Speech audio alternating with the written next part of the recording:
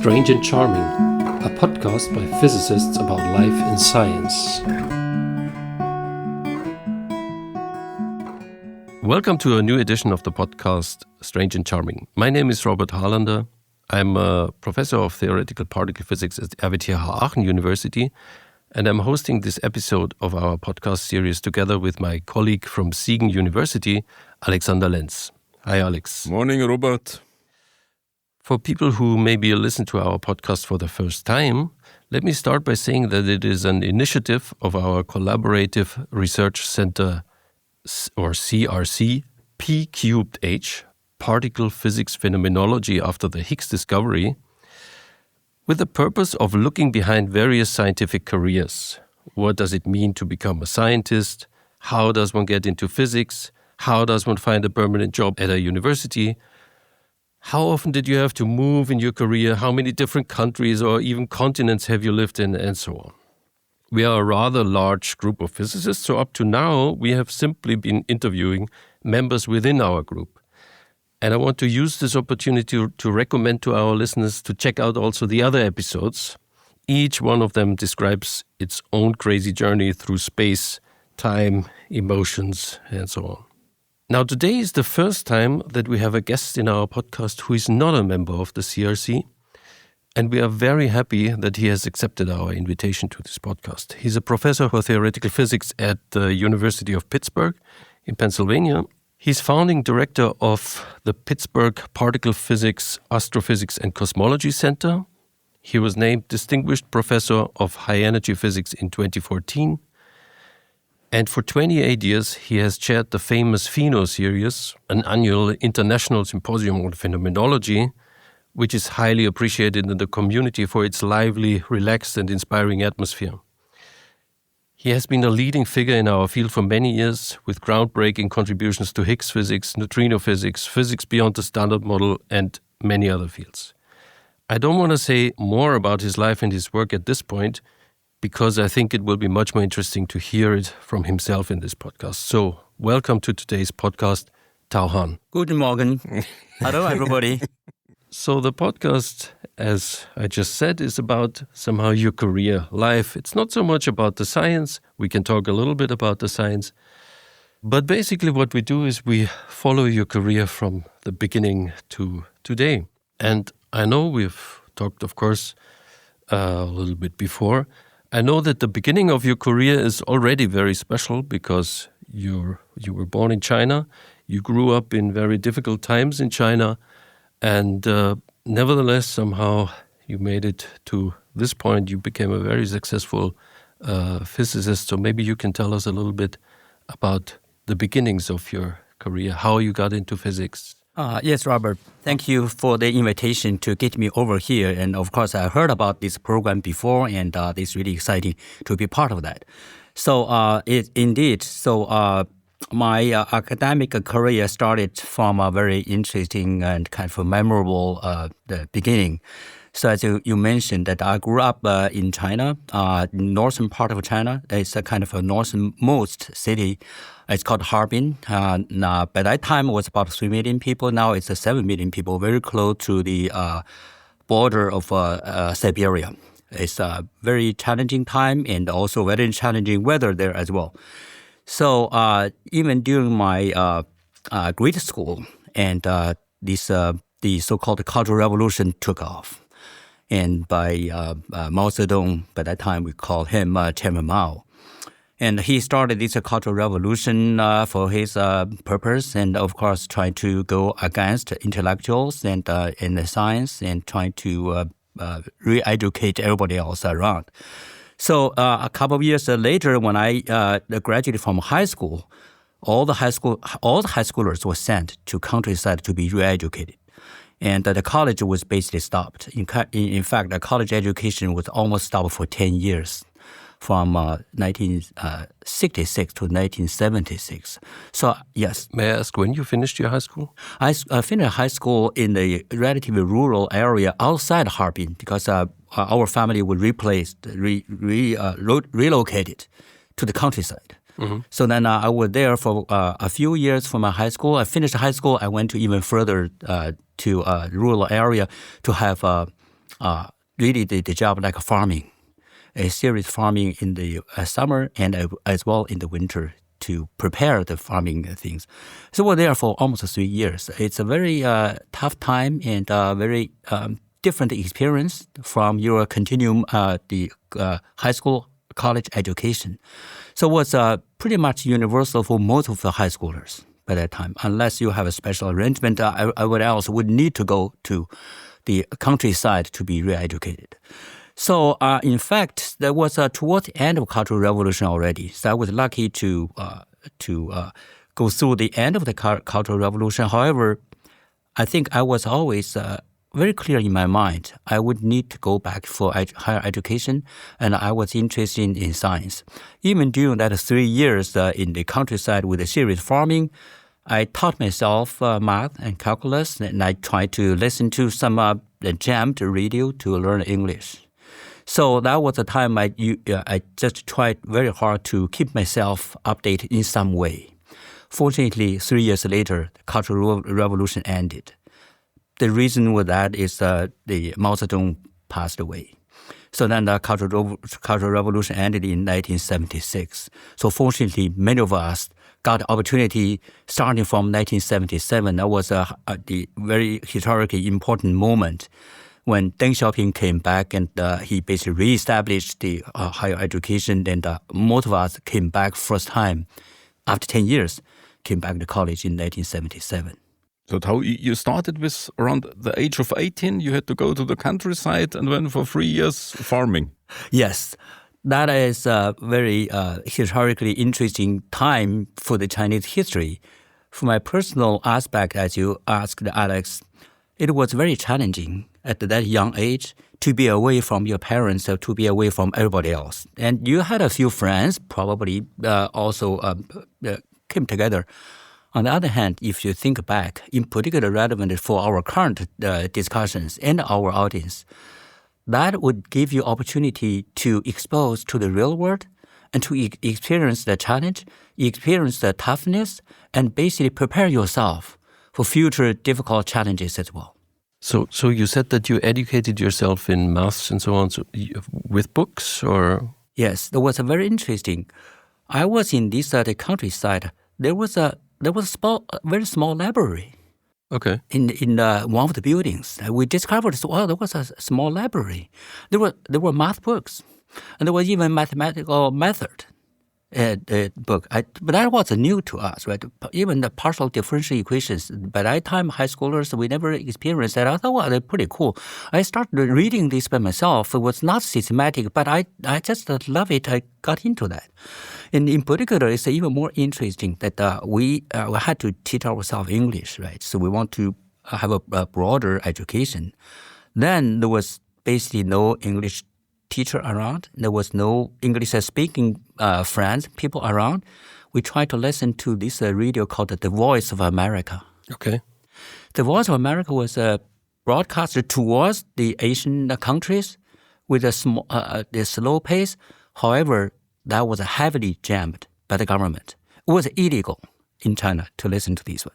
But we were just to hide, a few of us, and turn on and with a jammed thing and trying to learn and gradually pick up some wording. That was a real challenge, but it was, now you think back, that basically educate you how to deal with different situations. And in fact, it's so useful for me to think about this way, even dealing with handling the difficult situations nowadays with our other lives. Mm-hmm. Yeah. And with learning maths, that was also illegal? You had to do it secretly, or that was accepted? Math was acceptable. However, you basically would have no free time to do that, and other people would be unhappy, right? We were supposed to be educated by the peasants and other workers, okay? So we have to follow, we have to learn to everything else, but if they were unhappy with certain things, you were not one of the good citizens. So that was also relatively secretive to study. Well, so then after the Cultural Revolution, you really attended university in China also, right. And then you got your first degree there. Yes. So in 1977, that was a year the college education restarted by Deng Xiaoping. Then many of us just called this the second spring. So then finally the second spring came. So after such a long winter. Okay. Then it was so exciting, and all these people came back with totally thirsty to absorb knowledge. So I came back to the Beijing suburb. It's a very strong university called the Nankai University in Tianjin, just about 40 miles east of Beijing. So it was one top university. It was really good. It was a kind of accidental for me to get into physics, because by that time everything was restarted, was not systematic, and there was no theoretical physics research at all by that time. So I was there. I started learning something about electronics, and of course, gradually I learned I'm not really good at that. So playing with the experiments, other things that I always have some difficulty with my hands. So I would always have to tell my partner what to do, how to do, what the result should be. And now I understand this is phenomenology. You understand the theory, and you want to compare with the data. You predict and interpret that data, but I'm unable to do that by myself. And later I learned maybe I should do something more towards the theoretical understanding rather than the experimental. Then we switched to, there was a new opportunity to study theory. That was new. There was no such a concept to have a purely theoretical research group or something. It was only very, very beginning. So then after that, I got the opportunity to pass another entrance exam called the graduate program. But there was no PhD program yet. So the first one would be master program. I got into a master program, and I finished the master program as well in 3 years. So then after that 3 years, everything actually became more standard, and more people start going abroad all over the place, in particular to the U.S. So then I applied and made it to the U.S. as a graduate program in University of Wisconsin. So in that sense, 3 years in the countryside to be re-educated, 3 years after my college with a master's degree, I was 6 years behind my peers. And in China, so when you were studying physics, you had access, end of the 70s, charm quark was discovered, bottom quark, you were aware of that? Or that was known. There were a few research institutes. One, the big one, was the High Energy Institute for the Institute for High Energy Physics. But that time there was no experiment at all. Nowadays we know that IHAP in Beijing conducted some leading experiments already. But by that time there was no such instrument collider at all. Some theoretical explorations and some accelerator R&D was very, very small. There was another institute called Institute of Theoretical Physics. Some of you may have been to there. It was also in Beijing. But they started thinking about this, the quarks. They developed their model. So it's along the line of like a quark model. That was a most advanced advancement already. They were learning the theory of gauge interactions and called the gauge field theory was just the beginning. The top level people were still trying to catch up. Not doing anything, basically anything, the leading research topics yet. So I did my master's degree, and I was very lucky that my master thesis advisor went to University of Wisconsin as a visiting scholar. So now he got opportunity to expose himself to some research topics. And we communicated over by the snail mails. Okay. He wrote the snail mail back to me in 2 weeks. I received that mail, and I would report what I was working on and send it back. At the very end, he said, "Well, you are prepared to do some calculation." He proposed a Higgs production at an electron-positron collider. Of course, this collider did not exist, but he heard the news that at Brookhaven, there was a program called Isabel, and electron-proton collider. He said, "Why don't you think about this topical particle? Someone called it a Higgs particle. Why don't you calculate the Higgs particle production?" I got into that. In fact, that paper at the very end was even published. Okay. So that was beginning of the 80s, or? Yes. It's 81, 82. Wow. And I finished at 83.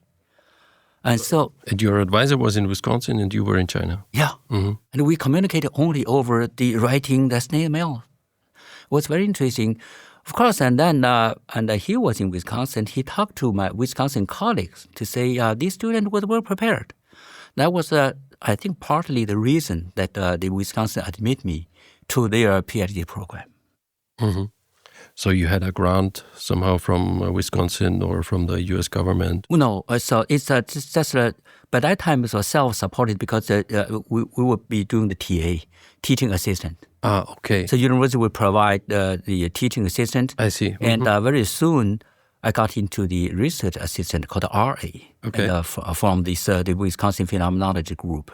So coming back to think back about this the previous these two incidents at the high school education and college education, I think the opportunities are always there. So you need to prepare yourself to the best level and to seize the opportunity and try to be persistent and carry on your interest. So the luckiness was always there. I felt very lucky to have this opportunity, to come to the U.S. and come to the very the active research group and to get into that. But all these previous waste of time prepared you to the level you need to be. Made it you also stronger, so that you're fighting more for your goals after all these experiences? I feel that's very true. Somehow I feel I'm tougher than others because I experienced the difficult times. The difficult times basically engage this the hard work and the deep think. What you want to do, you want to get this the best out of yourself. Mm. So you came to the U.S. For a PhD program, Right? and your advisor then was already Vernon Barger, or? Right. So of course I had a choice in the beginning. I did not know much about the phenomenology. Only now we reflect ourselves. But that time I was thinking to do theoretical particle physics. I was looking around and checked the faculty list, and one of the professors named Charlie Gable. He was actually pretty well known, and he invented some symmetries like a G parity or so on and so forth at the early time to understand the hadronic the symmetries and quark model. I thought that may be interesting too, and I asked Professor Charlie Gable that whether I could work with him, and he said, "Sure, I'm working on chiral symmetry." It was new to me, and I looked into that. I did not seem to understand after a few weeks. Then I went around talked to Francis Halson. Francis Halson, of course, it's well known by that time for his textbook.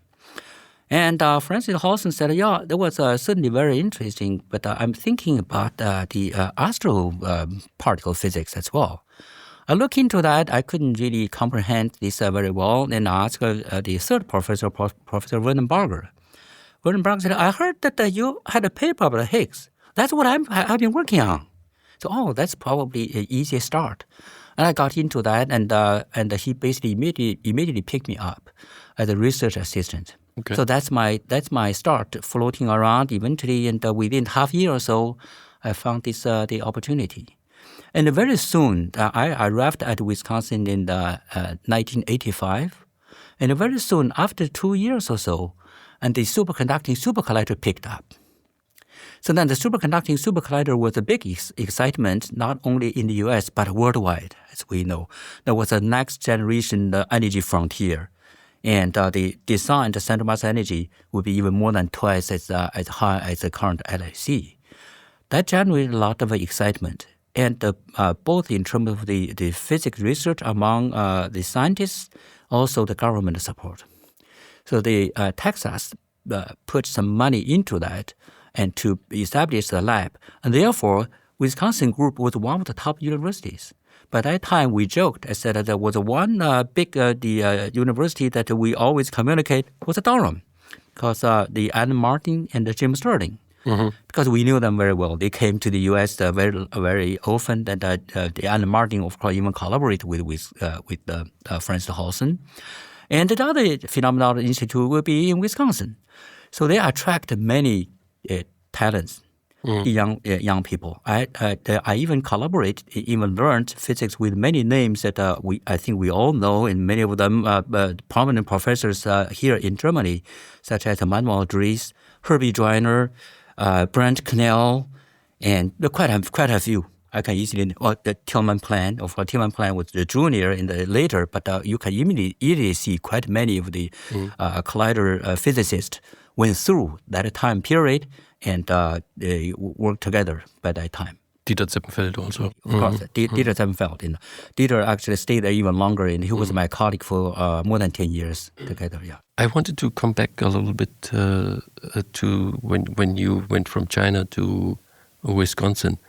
I mean, of course, somehow that's a great opportunity, but somehow for me, whenever I had to move places or when I moved to the US or so, I mean, you've lived all your life in China, you've went through a lot of different circumstances, you have family in China. So was there something also that somehow inside of you that said, don't go? Yes, it is absolutely right. So then that's a big change. Big change for your personal life as well, and also the your academic pursuit.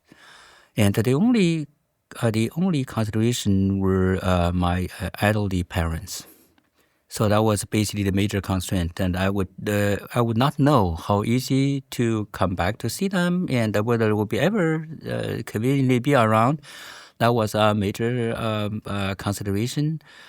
However, they were very encouraging for the obvious reason for my own pursuit. So that is the best opportunity for you to pursue your scientific dream, and this opportunity would really lift you up, and we would be proud of you.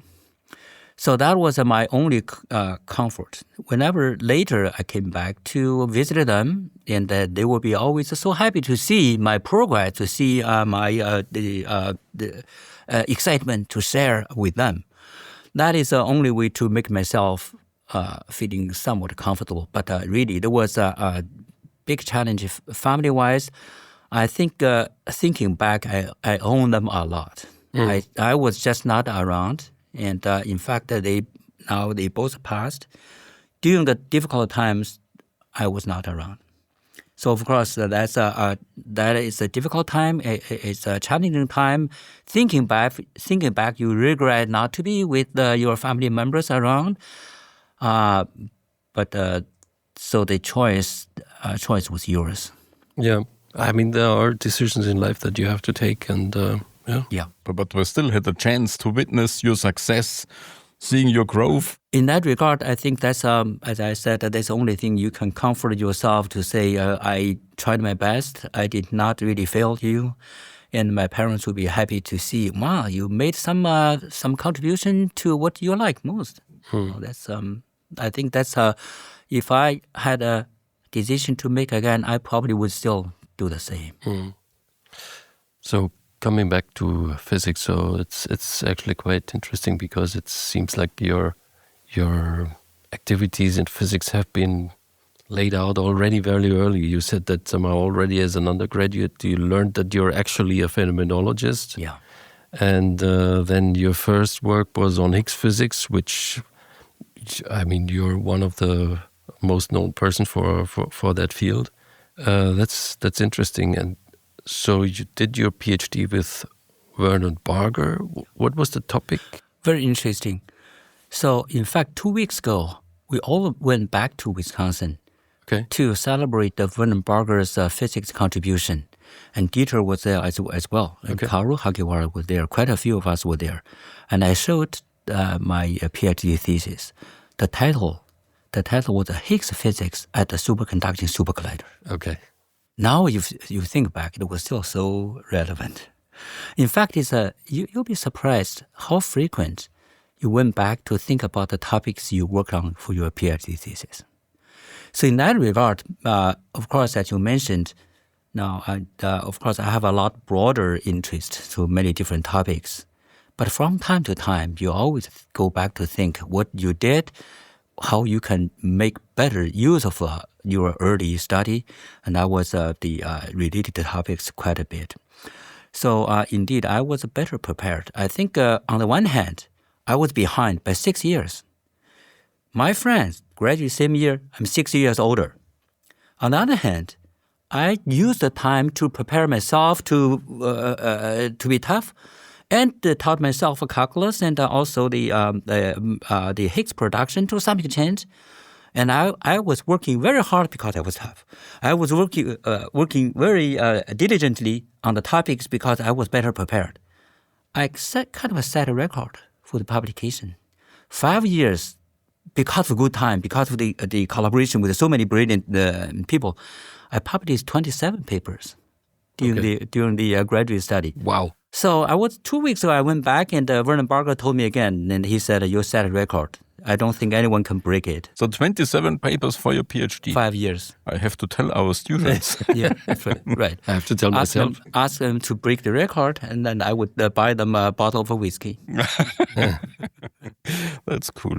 But so you also, Higgs physics is not the only field. Somehow you also worked on almost crazy things, I would say, like very theoretical. Yeah.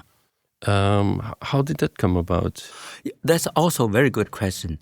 I think I would bring this up to our general audience as well. Theoretical particle physics is such an interesting and exciting field. We want to figure out how nature works. We also want to figure out why nature does not work that way. That's a particle theory. So we understand the theory, we understand the nature, we understand nature both ways. Why we need to go this way, not the other way. Other way is not going to work. But this is nature. So therefore, for our exploration, many of us, including your work and Alex's work, we want to explore both ways. So I ask myself quite often that what if the real world is different from standard model? We call it beyond standard model. And that's a conjecture, and that is a theoretical formulation. It may not work out, but we want to explore. So therefore, there are two or three dramatic examples I can bring up. One of them would be the theory with active dimensions. That would be a fascinating topic. What if our world currently is relativistic 4 dimensions, 3-dimensional spatial directions, and one time? What if there were some active dimensions? But that may be hidden from our current observation, but maybe showing up if we go to a deeper level. So that will be interesting conjecture. So from theoretical viewpoint, we first formulate the Lagrangian formalism. Lagrangian formalism, of course, we know Hamiltonian, Lagrangian. This is a kind of a nice formalism to proceed for our theoretical understanding. We wrote one of the first papers to formulate the large aggregate dimension, how the large aggregate dimension would be formulated into the Lagrangian formalism, and therefore how to predict certain observables. That, on the one hand, is still my best cited papers, over 1,000 citations. But I would not hold my breath to say, oh, this must be correct. But this is our exploration. So my interest in that regard is a lot broader than what we believe the Higgs physics. And the second example, the supersymmetry. The supersymmetry is a so-called idea, mathematically the largest symmetry within our S-matrix formulation. It's a brilliant idea, but we haven't seen that nearby. We keep excluding that further and further away in the nearby energy regime. I still hold hope. This may have some reality at a certain level. So we wrote one of the first papers, in fact, and on how to formulate the phenomenology for the supersymmetry, including we call it R parity violation. If R parity is violated, you have many interesting phenomena, more than just a standard supersymmetry, missing particles, and so on and so forth. I wrote this paper at an early time with Jan Judice, of course, and also discussed with Herbie Joyner quite a bit, and Herbie Joyner picked up this phenomenology afterwards. I think I remain to be interested in these kind of conjectures and predictions. That would be my advice to our junior colleagues. Think broadly. It doesn't have to be the real world. If it doesn't work out right, and you understand why the real world does not work that way, it's also part of our understanding of the real world. Yeah, I totally agree. So when you talk about the different fields and you come from Higgs, talk about extra dimensions, and so on. Whenever I want to do something new, it's very hard for me to learn it by myself. It's much easier if I somehow meet someone. Now, you mentioned John Giudice. I meet someone who already knows something about that, and then we can combine forces. Was it like that for you, or somehow? Because, I mean, in China, I guess you had to learn lots of the Higgs physics yourself. Yes. On the other hand, you mentioned John Giudice. Where did you meet him? That was a very good question. I think this we can even go broader and following your thought. So John Giudice was a postdoc at Fermilab. Fermilab was pretty close to Wisconsin. So I went to Fermilab from time to time, and occasionally John would come to Wisconsin for some the collaboration discussions. Then, of course, that was how we had lunch together and chat things about this. And John would say, "Oh, okay, you are good at the collider phenomenology. You think about the collider issues. You know, this supersymmetry might be realizable at the collider." So that's how we started discussing, right? He said, well, the one particular aspect is dramatically different from the standard supersymmetry. Let's break the R parity. So, oh, wow. So how do we do that? That led me to many of the future examples, many. In fact, my best cited papers all along this line. Let's formulate the theory in terms of Lagrangian. Okay. Once you formulate the theory with concrete Lagrangian, and I would be able to immediately see the consequences, the observables, and the processes. So we were one of the first ones to have written down the effective full fermion Lagrangian in terms of R parity violation. So that's basically how we started thinking about this. That taught me the large aggregate dimension was another example. Little Higgs was another example. Such interesting idea. What this idea implies to our observational world. And that's the way I call the phenomenology. I translate the relatively concrete theoretical ideas into some formalism that we can apply to the observables, such as production, decay, and oscillation, all these the low-energy experiments. This is basically my research style. You are very right that when you look into something new, there are two aspects. Whether you are interested in doing that, spending your effort doing that, and that's up to your own judgment.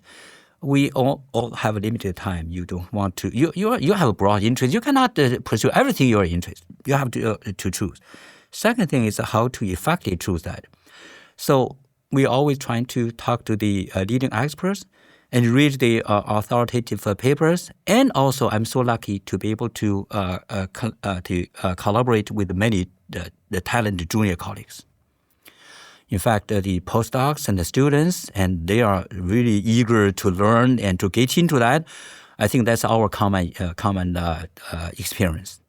So once you get into some junior colleagues who are interested, who are devoted into that, and they will come back to teach you where these things is, where things are, and where we should go. So I'm very lucky to have these the junior colleagues. And in fact, that is another aspect I worked very hard with. I think I have more postdoc students than most of other people. I graduate almost like 30 PhD students now, and maybe even 50 postdocs to work with them all the way back into California time, Wisconsin time, now in Pittsburgh. So make use of talents and find the interesting right directions and engage our junior colleagues and the talents. They will lead you. Very soon, the junior colleague will come back to tell you where and how we proceed.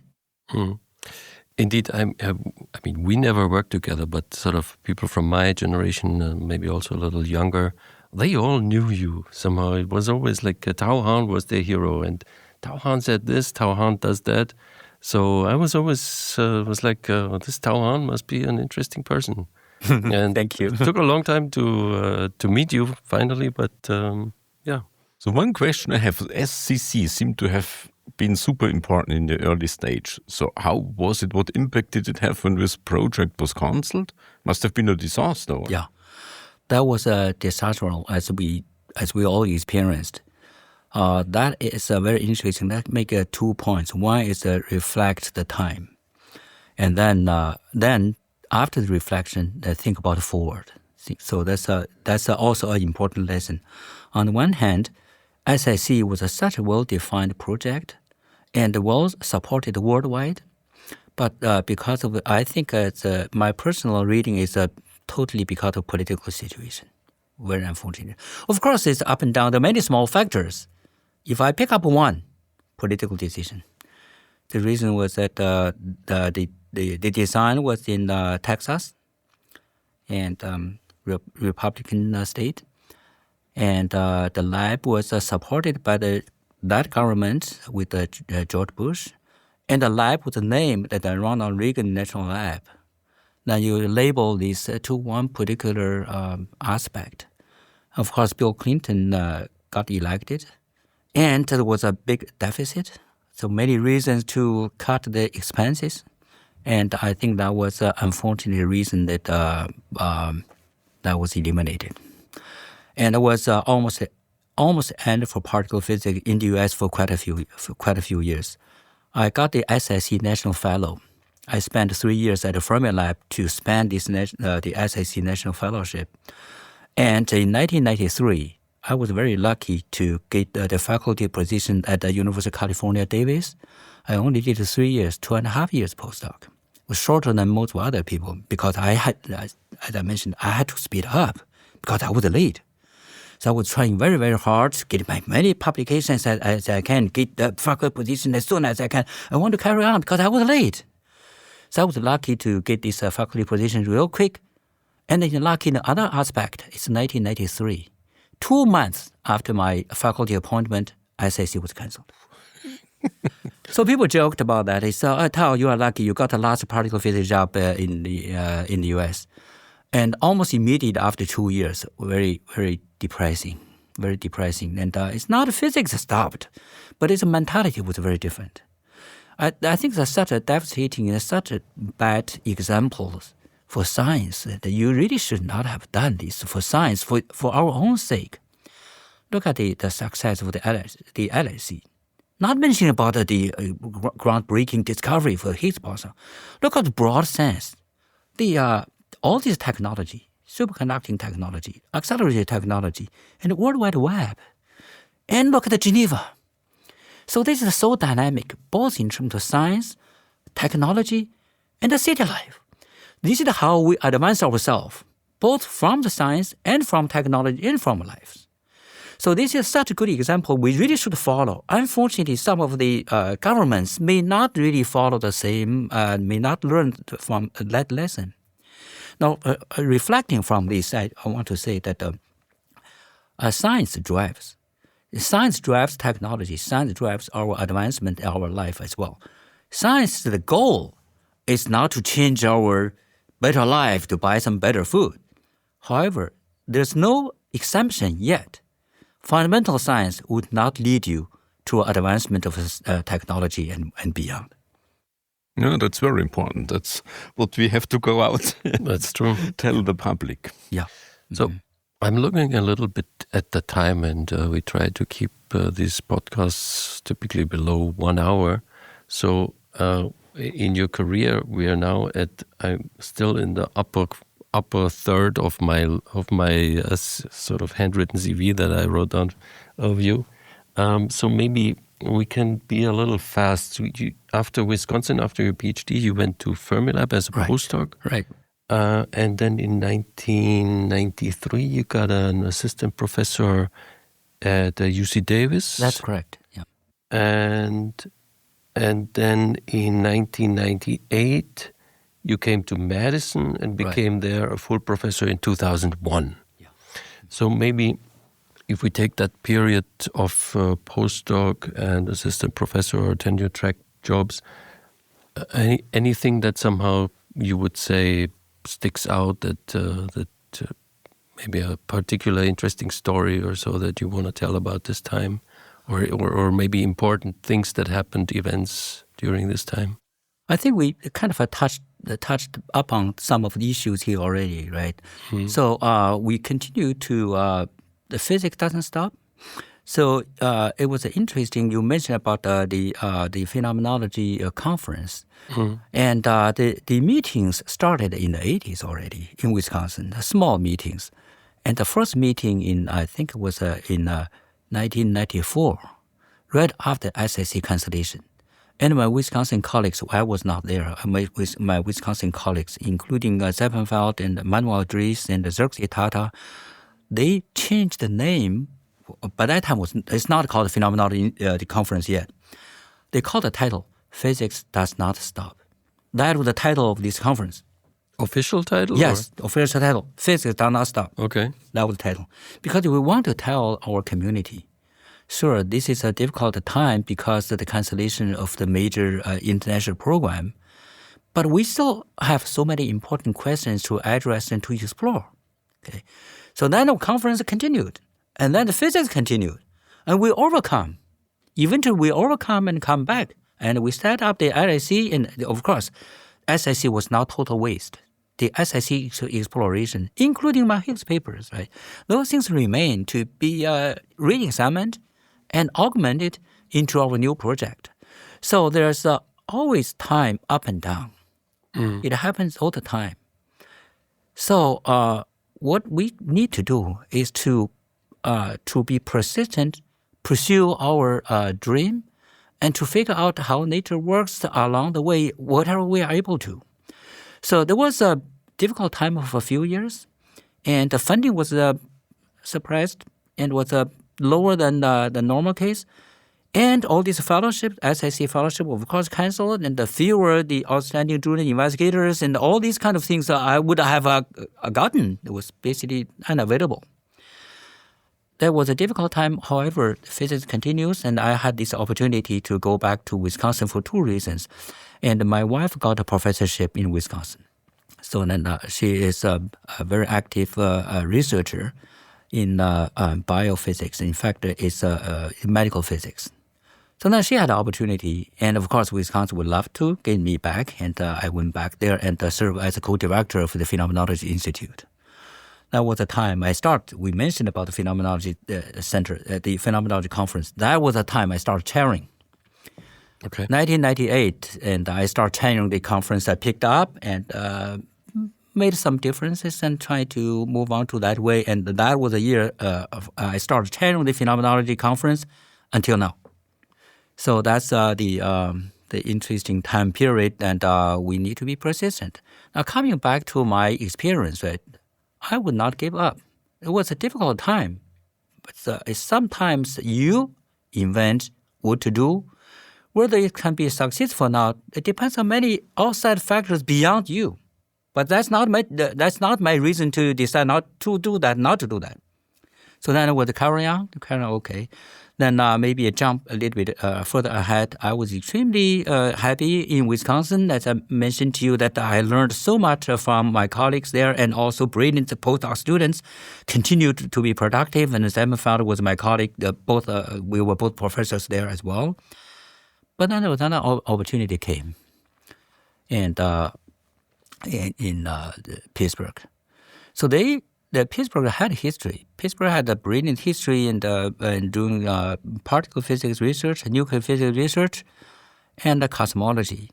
And they want to put all this effort together. So I had the opportunity to negotiate with them, and my wife also. She's very active. She's well known, and she got the promise to get a endowed professorship in Pittsburgh. So I started talking to my colleagues there, and they said, then Tao was known to drive some phenomenology. Maybe it's a good idea to get him. I talked to the dean's office. I said there was an opportunity so that we probably can work on that. I said I want to have something similar to Wisconsin, the Phenomenology Institute, so that we can function more than just our research. We can educate a broader sense of student postdocs. So I need the resources. Dean's office said, no, you cannot do phenomenology. You have to do pit-pack. I want you to do not only particle physics, but also cosmology, also astrophysics. I said, you give me 3 times more than I asked. He said, Tao, I want you to work for me. When the market is low, I buy. That's my dean's answer to me. I was pleasantly surprised. I thought, okay, this is another different opportunity. More than just the Phenomenology Institute, but you have astrophysics, cosmology. 3 times more than, and we have 26 faculty at the center. So that is an interesting opportunity. So again, I think opportunities are always there, but only for the better prepared. If you are not prepared, if you are not tough enough to get into that and carry on, you miss it. Mm-hmm. So then also the Pheno Symposium moved to Pittsburgh, basically. Yeah? Right. Mm-hmm. Yes, that was interesting story as well, right? It was in Wisconsin and it was very successful already. It's getting pretty large there as well. By that time was reaching 250 people for the meeting already, a lot of students. We encourage the students. That's why it's so well known. It's pretty good for junior colleagues. For ourselves, you come in and as came, of course, you, occasionally. But the real thing is we go there to attract the student to come. And students form bond among themselves. And it became a little bit too big for Wisconsin. Wisconsin would have to do something. You need money then. Students all free. International students, free of charge. And even give them affordable housing. And even give them travel money. $300 a piece, but not everybody, but the merit-driven. So all these things would take some effort, and Pittsburgh gave this opportunity. And then I applied and got both NSF DOE support. So it did not exist in Wisconsin. So then, of course, my Wisconsin colleagues were very supportive. They could have said something different, right? Wisconsin meeting for 20 years, and we should stay. So that would stay.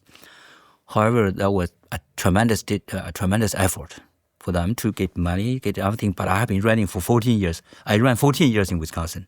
So then it was natural for me to continue on and came to Pittsburgh.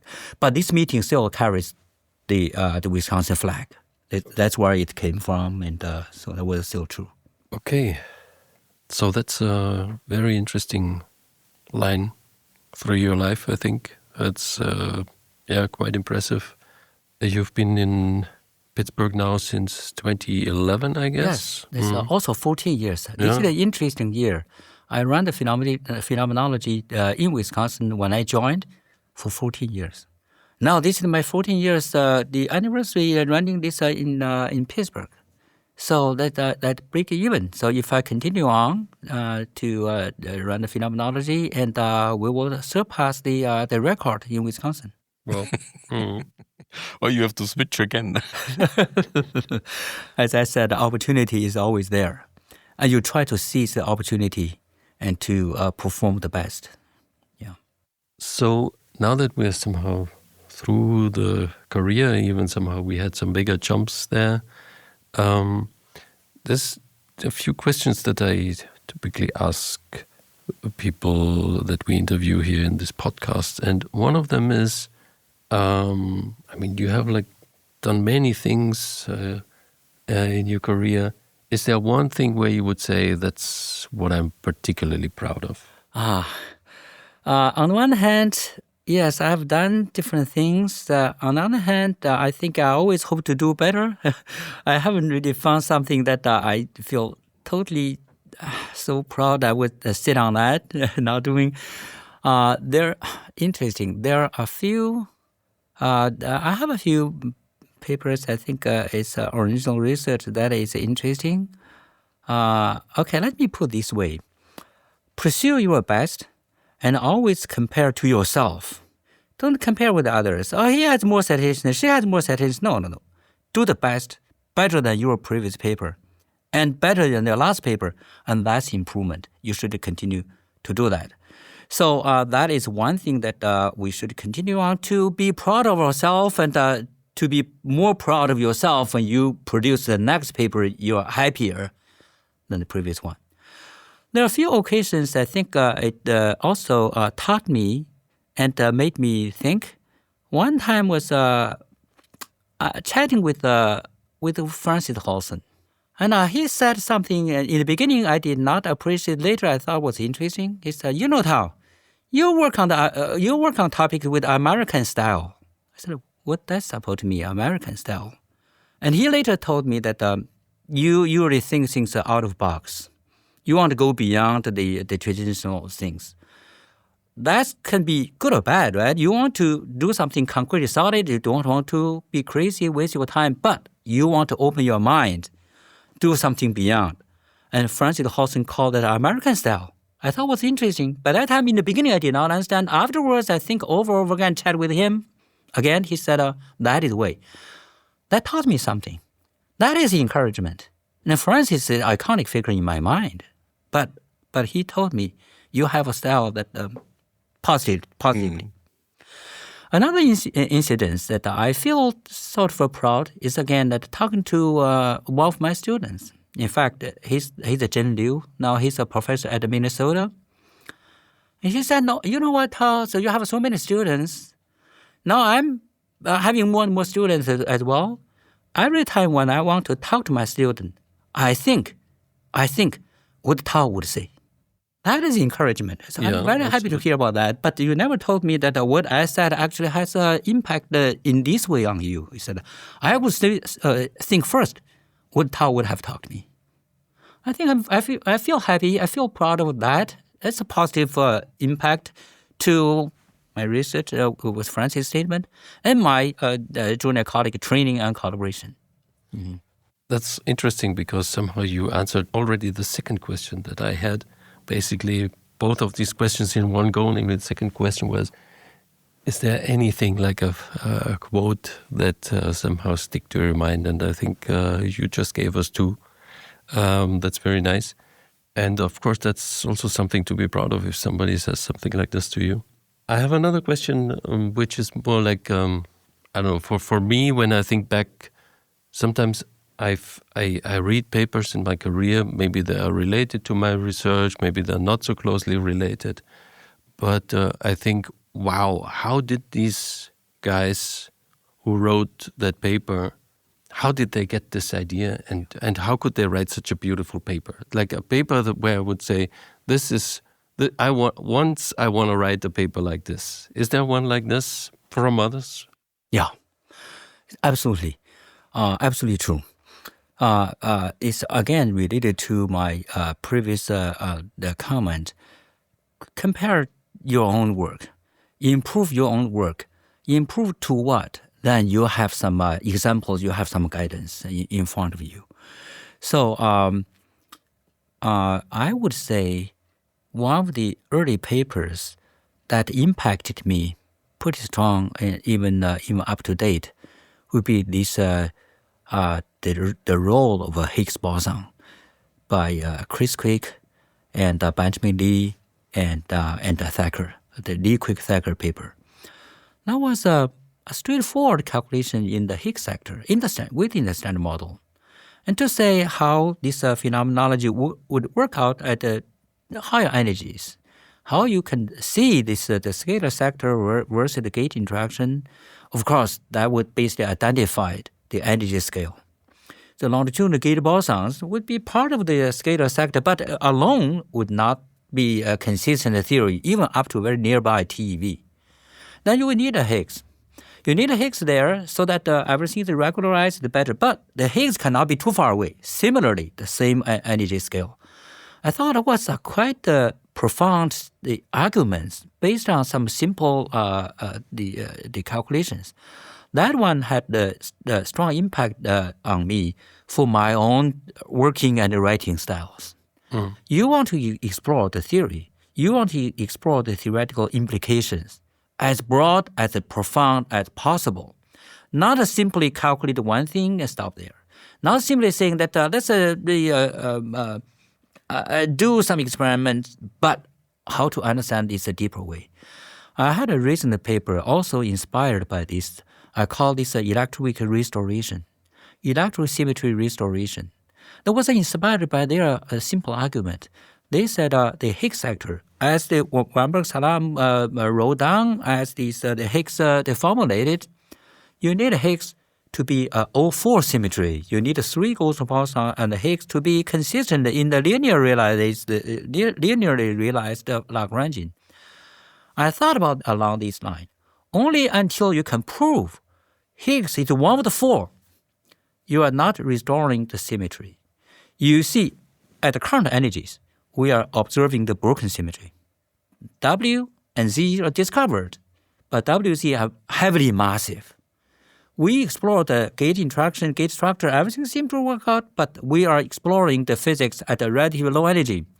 Only until you really prove the Higgs particle discovered here is one of the four. They are equal. The interactions equal. It's not approximate. And that is the sector you think the electric symmetry is correct, restored. Of course, that's not our goal, to prove the standard model is the ultimate theory. But we hope to find something, maybe something along the line with deviation from standard model, with a second Higgs, with some other modification to interactions. I think this kind of theoretical thinking, to some extent, is almost like a thought experiments. Let's go to a higher energy. Then what the theory would teach you, what beyond the theory would teach you. I think that papers, quite many, but this is one of the examples I came back to read that paper from time to time to think how to pursue your own theoretical, phenomenological, and experimental pursuits along this way. I think this is the example I could come up to explain the way and the style I would like to pursue. Actually, that's a very good definition of what I mean. A paper to which you come back from time to time and read it again. That's I think, makes a good paper. Maybe coming a little bit to the future. So we are very happy you just won the Humboldt Prize. In future will come many times to us. We can work. Yes. You're working on new collider concepts. So what's for you the future of particle physics? Which direction should we go? Which directions should we pursue? Very good. Very good, Alex. I think this is a critically important time. The two counts. One is that the LHC has been performing fantastically and really reached the original goal to explore the Higgs sector very well and made the discovery. However, that immediately posed the substantial question. So what we can learn from the Higgs and beyond. So there are two aspects. One aspect is precision physics that we all pursue. And you work on this very much on the flavor sector. We understand the flavor transitions pretty well, but we want to understand the flavor transition to a higher accuracy in the hope to see some underlying quantum effect. And Robert also worked on these higher order corrections and understand the phenomenology to a higher quantum levels. That's very important aspect. The other aspect will be following the LHC and something around the SIC. Let's go to the energy frontier to probe the same physics. We want to probe the higher energy scale new physics, but the energy frontier for the next generation collider is indispensable. I believe that indispensable. So we must pursue the next generation energy frontier in terms of collider. But which collider it is, it heavily depends on technology. Of course, it depends on the sociology as well, but that's somewhat beyond us scientifically. Let's discuss the technological feasibility and the physics motivation. I think that the higher energy lepton colliders, in particular muon collider, may be very hopeful. Technologically, it's not ready. The technology doesn't exist. But that's exactly one of the points we touched upon. The science goal, science drive leads to the scientific, the technological advancements. I think they work hand by hand together. I think the future collider, on the one hand, for the proton-proton collider, you need the much stronger magnets. That is an important technology, and accelerator technology is so applicable in our life already. I heard, I probably checked somewhere, seeing that there were more than 10,000 small accelerators all around the world. It's a simple technology nowadays, even applicable to the real life and the medical treatments and so on and so forth. And totally industrialized already.